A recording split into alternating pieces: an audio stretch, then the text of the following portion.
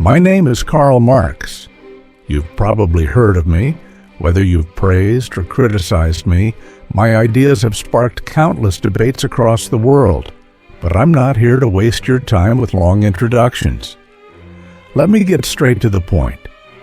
My life, marked by intellectual and social struggle, was fundamentally a battle to understand why societies are the way they are, and more importantly, why the masses suffer while a small group thrives.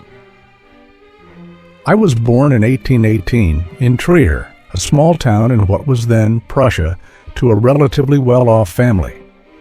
My father, a lawyer, made sure I received a solid education, something that wasn't common at the time.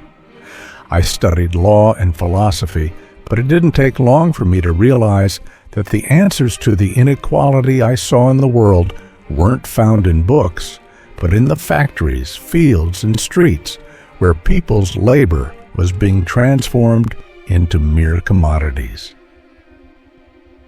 My understanding of class was, in many ways, a revelation. How could a small elite own so much while the vast majority had so little? I saw factory workers trapped in endless hours of grueling labor, children being forced to work while the wealthy enjoyed every luxury imaginable. This wasn't a fluke, it was by design. The capitalist system was built to benefit those who owned the means of production, the capitalists, and to oppress everyone else, the workers. Along with my lifelong friend and collaborator, Friedrich Engels, I wrote the Communist Manifesto to call attention to this injustice. We didn't write it for the intellectuals sitting comfortably in their ivory towers. We wrote it for the workers, for the oppressed. Workers of the world, unite, we cried, knowing that only the solidarity of the working class could break the chains of capital. I often wonder if people really understood the weight of those words. Because when we talk about revolution, we're not just talking about violent upheaval. We're talking about awakening, about a class consciousness where those who've been pushed aside finally take what's rightfully theirs.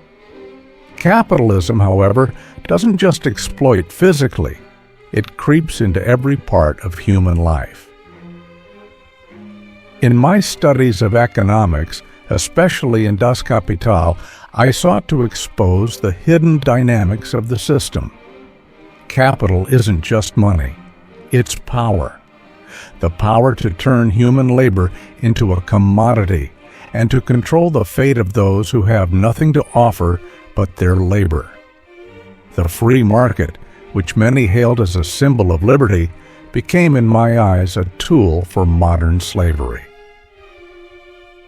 Under capitalism, labor does not dignify.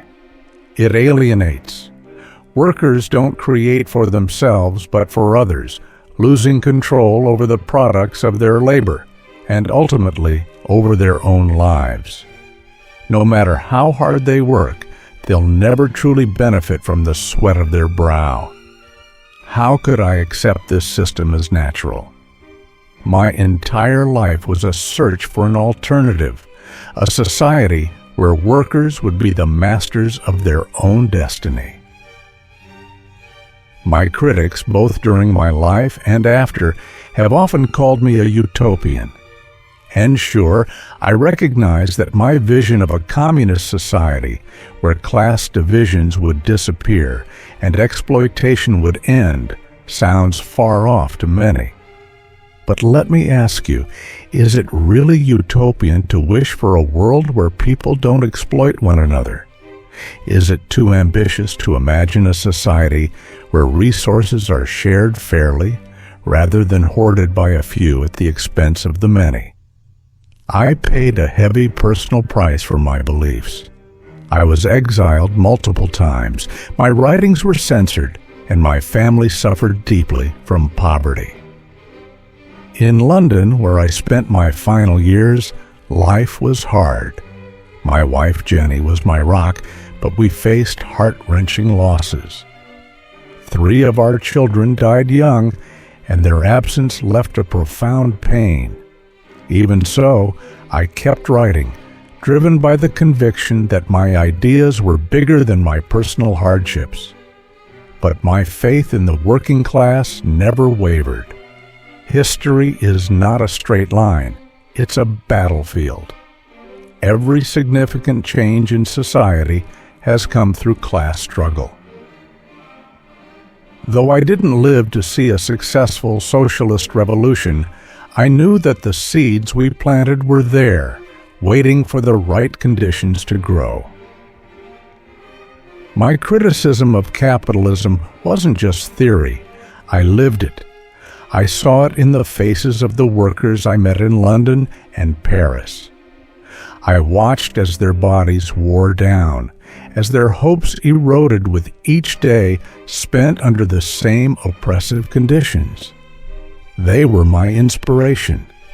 They were the reason I wrote, fought, and dreamed. Not for myself, not even for my family, but for them, for the millions who, generation after generation, had been trapped in a machine that consumed them and spat them out. People often ask me if I believed revolution was inevitable. History is a dialectical process, I'd say, a constant movement of conflict and resolution.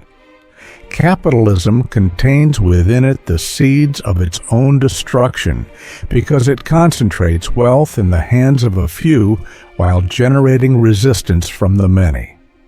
But that resistance won't always come immediately, nor will it always succeed at first. The working class must first understand its own strength and its role in production before it can rise up effectively. The Paris Commune of 1871 was the first glimpse of what I considered a true working-class revolution. Although it was brutally crushed, it showed that workers could, even if only briefly, take control of their destiny.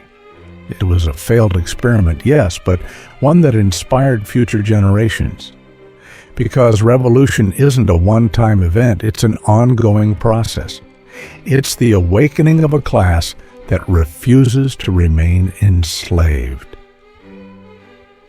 I have also been criticized for not providing a detailed blueprint for a communist society, but I was never interested in designing a perfect model. I knew that any attempt to predict exactly what a classless society would look like would be futile. We can't foresee how humanity will act once freed from the chains of capitalism. But what I did know was that this liberation was possible, and that communism would be a natural evolution of human society. History, in its inevitable course, would lead to that moment. In the end, my story isn't just about one man rebelling against a system. It's the story of everyone who, in every corner of the world, has felt the weight of capitalism's chains on their life, their dreams, their future. I was just one voice among many, but I knew that my words, my ideas, could help spark something. And while that spark didn't ignite a global revolution in my lifetime, I'm convinced that its flame still burns. I've left this world, but I am convinced that the ideas I fought for, the struggles I embraced, will continue beyond my time. I have no doubt that the working class will face the same challenges I denounced during my life. Capitalism, with its ever-evolving nature, may change in form, but its foundation will likely remain rooted in the exploitation of many for the benefit of a few. I am not a hero nor a martyr, but simply a man who saw injustice and chose not to remain silent.